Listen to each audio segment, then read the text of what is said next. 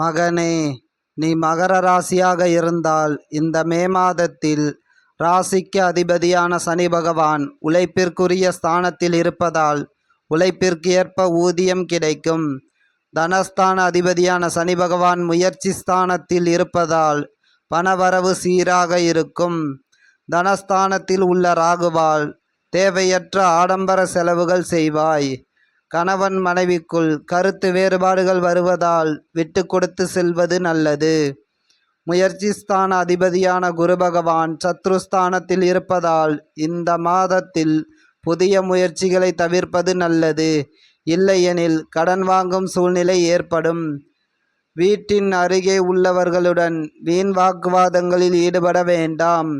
சுகஸ்தான அதிபதியான செவ்வாய் பகவான் ஆட்சி பெற்று வலுவாக உள்ளதால் பழைய நண்பர்களை சந்திப்பதன் மூலம் மன நிம்மதி கிடைக்கும். மேலும் வாகன பழுது ஏற்படுவதால் வீண் செலவுகள் வந்து சேரும். பூர்வ புண்ணியஸ்தான அதிபதியான சுக்கிர பகவான் ருணரோக சத்ருஸ்தானத்தில் இருப்பதால் பூர்வீக சொத்தில் இருந்து வந்த பிரச்சனைகள் நீடிக்கும். அதோடு இந்த மாதத்தில் சொத்து பிரச்சனைகளை தவிர்ப்பது நல்லது. சத்ருஸ்தானத்திற்குரிய புத பகவான் தன்மனைக்கு 12இல் இருப்பதால் எதிரிகள் விலகுவார்கள். புதிய கடன் வாங்கும் சூழ்நிலையானது ஏற்படுகிறது. உடலுக்கு எந்தவித மருத்துவ செலவுகளும் இல்லை. பதிலாக மனதில் குழப்பங்கள் வருகின்றன. கலத்திரஸ்தானத்திற்குரிய சந்திர பகவானால் எதிர்காலத்திற்குரிய சேமிப்புகளை பற்றிய சிந்தனைகள் வரும்.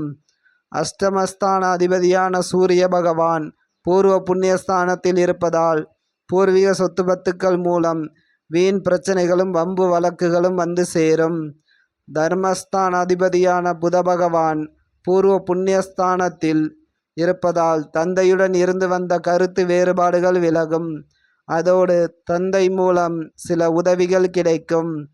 தொழில்ஸ்தான அதிபதியான சுக்கிர பகவான் சத்ருஸ்தானத்தில் இருப்பதால் வேலையில் உள்ளவர்களுக்கு மேல் அதிகாரிகளால் தொந்தரவுகள் ஏற்படும். சிலருக்கு வேலை மாற்றம் அல்லது வேலையில் இடமாற்றம் ஏற்படும். சொந்தமாக தொழில் செய்பவர்கள் இந்த மாதத்தில் முதலீடுகளை தவிர்ப்பது நல்லது. இல்லாவிடில் கடன் வாங்கும் சூழ்நிலை ஏற்படும். லாபஸ்தான அதிபதியான செவ்வாய் பகவான் வலுவாக இருப்பதால் லாபம் அதிகரித்தாலும் கடனுக்கே சரியாக இருக்கும். விரயஸ்தான அதிபதியான குரு பகவான் சத்ருஸ்தானத்தில் இருப்பதால் வாகனம் போன்றவற்றில் வீண் செலவுகள் ஏற்படும். இது உனது குருவின் வாக்காகும்.